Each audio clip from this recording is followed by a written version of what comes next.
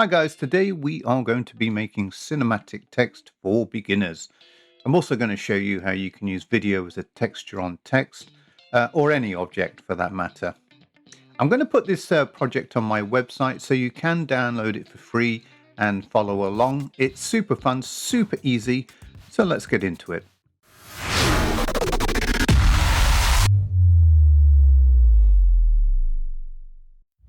So here we are inside of DaVinci Fusion. The first thing we need to do is bring in a background node.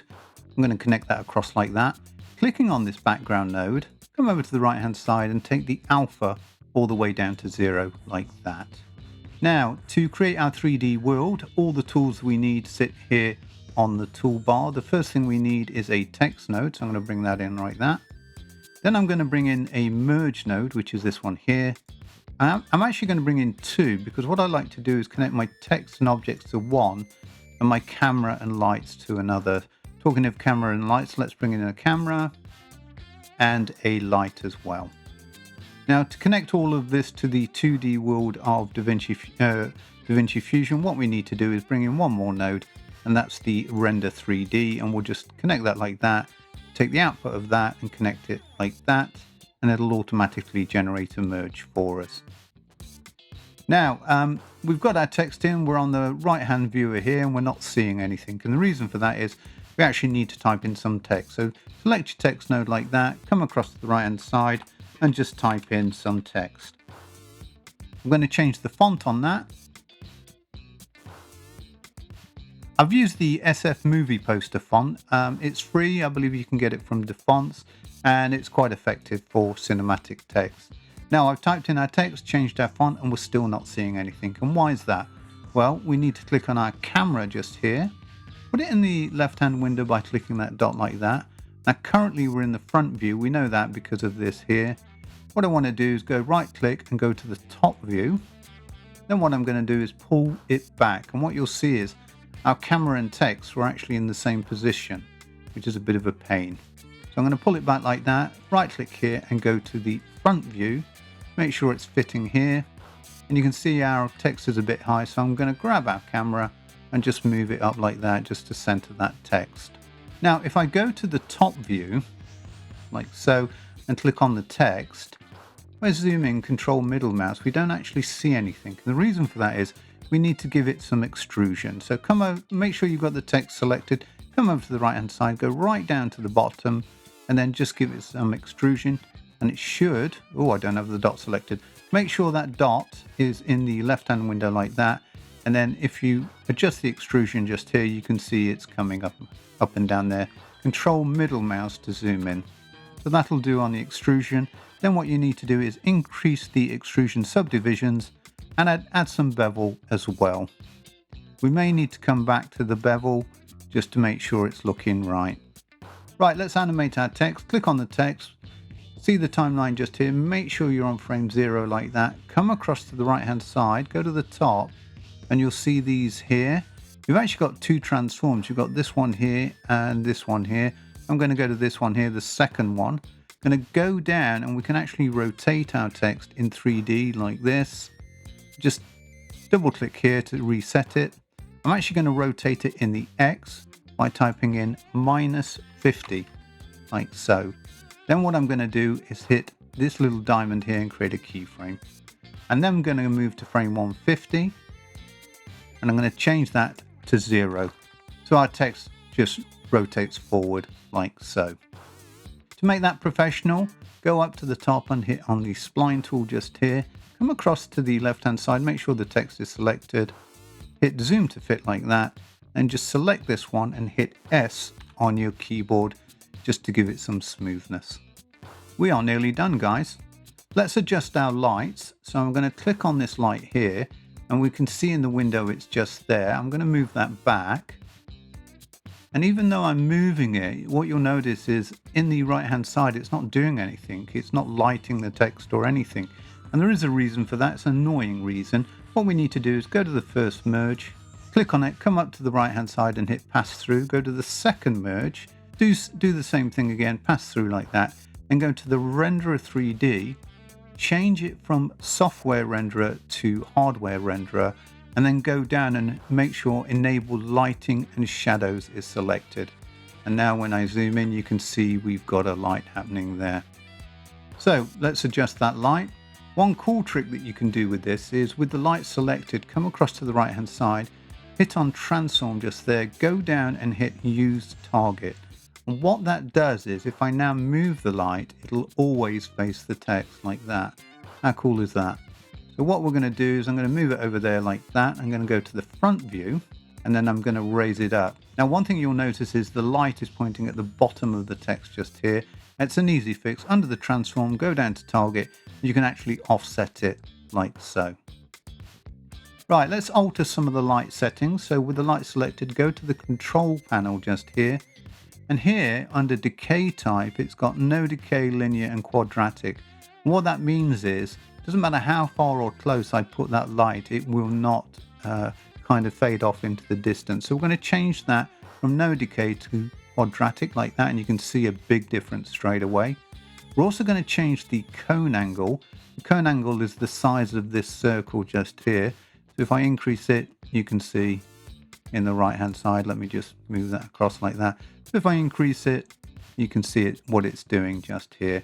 We'll take it to about there. Now this penumbra angle is the softness of the edge. So I'm going to increase that quite a bit. And then I'm going to increase our light intensity to say 1.5 like that, which is looking very cool. I'm now going to go back to the top view by right clicking there. And one of the cool things about the using nodes is I can quickly copy that light by right clicking on it, hit copy, then Control V, and then I can just take this and connect it into that merge like that. Now we've got two lights sitting in the same position. So what I'm going to do is I'm just going to move it across to the other side like so. And that is looking very cool. Right, so we've got our text animated, we've got lights. Let's add some texture to that text. It's also looking a bit thick to me, so what I'm going to quickly do is go inside the text, go to the very first one and just take the extrusion down a little bit. Somewhere like that'll do. Right, so to add texture or video to our text, I'm going to bring this video clip. I'm going to put it in the left-hand view so you can see it. It's just a sky clip that I got from Pexels. Good housekeeping. Let's zoom in. F2, let's rename it and we'll call it Sky. One thing you need to be aware of with video textures is that sometimes the video is shorter than your composition. So if I go along like this, what you'll see is when I get to the end, boom, it turns off like that.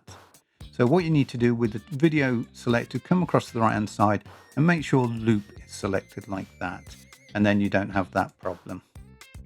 Now to add our video to the text, what you would think is we just take the output from that and connect it in like that. And even though we've got an output and an input, it ain't working, it doesn't like it. And the reason for that is we need to click on the text, come across to shading just here.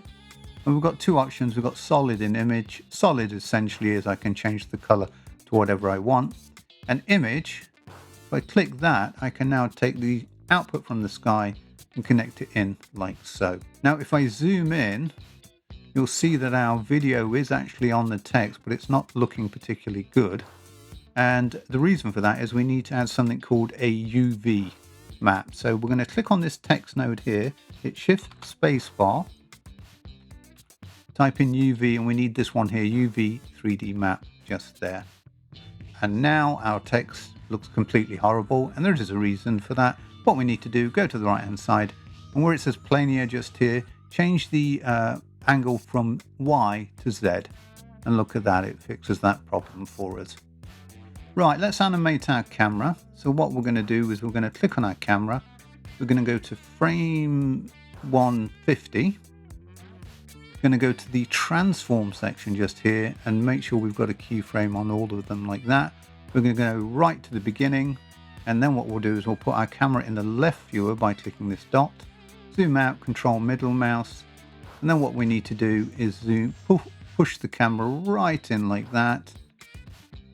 If it's sensitive, you can hold the control key and that kind of gives you a bit of more control over it. I'm going to go to the front view like that, and I'm just going to lower it down like that.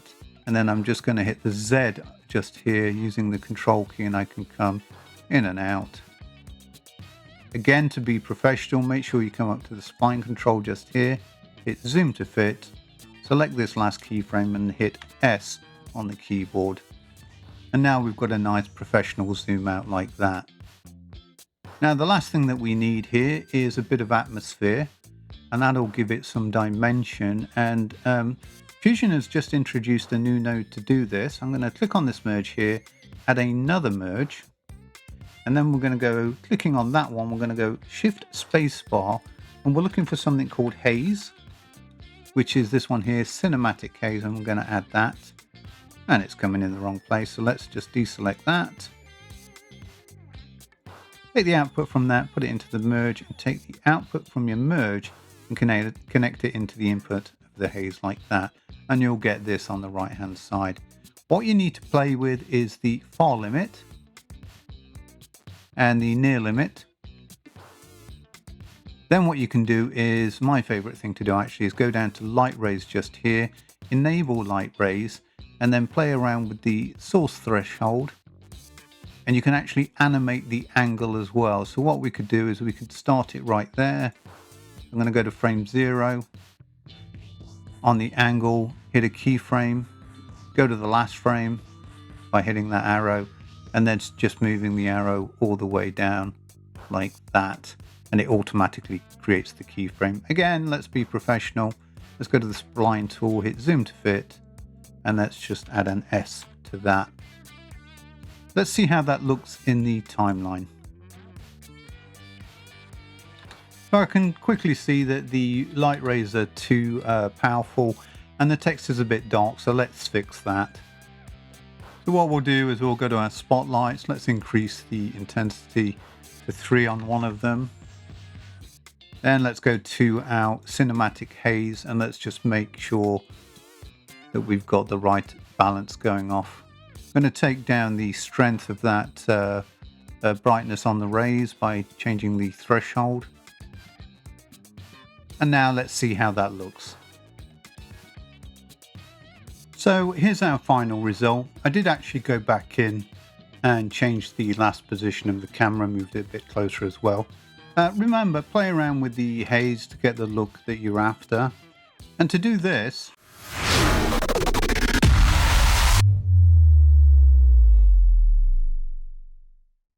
what I did was I took our original composition. If you hold the Alt key and move it, what you can do is you can actually create a duplicate of it. I went inside the duplicate, changed the camera to have a slightly different movement. And then what I did is I right clicked on the clip and hit render in place. And that enables you to edit it together quite easily. I hope you enjoyed this tutorial. What I'll do is I'll leave this project file available on my website. You will need to hit subscribe and you will need to put in your email address when you go to the site. But don't worry, I hate spam, so I won't be spamming you. In the next tutorial, I'm going to be showing you how I mix textures like this.